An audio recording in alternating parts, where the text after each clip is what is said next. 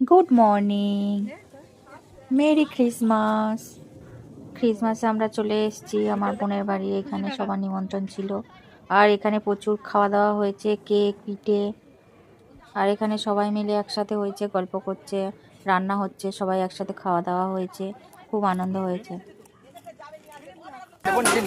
হ্যাঁ, কি করছিস? তো এখানে খাবারে রান্না হয়েছিল ফ্রাইড রাইস, চিকেন কষা, ফুলকপির তরকারি, চাটনি, মিষ্টি পাঁপড় আর ডিমের ডেভিল আর স্যালাড। এরপর আমরা সবাই মিলে একটু মেলাতে চলে এলাম। এইখানে ক্রিসমাসের মেলা হচ্ছে, তো আমরা এই মেলায় ঘুরছিলাম, আমাদের খুব আনন্দ হচ্ছিল, তাই একটু ছোট্ট করে ব্লগ করে নিলাম। আর এই ভিডিওটা যদি আপনাদের ভালো লেগে থাকে তাহলে লাইক করবেন, কমেন্ট করবেন আর অবশ্যই সাবস্ক্রাইব করবেন। আর কমেন্ট বক্সে জানাবেন যে কেমন হয়েছে। তো টাটা বন্ধুরা, নেক্সট ভিডিওতে আবার দেখা হবে।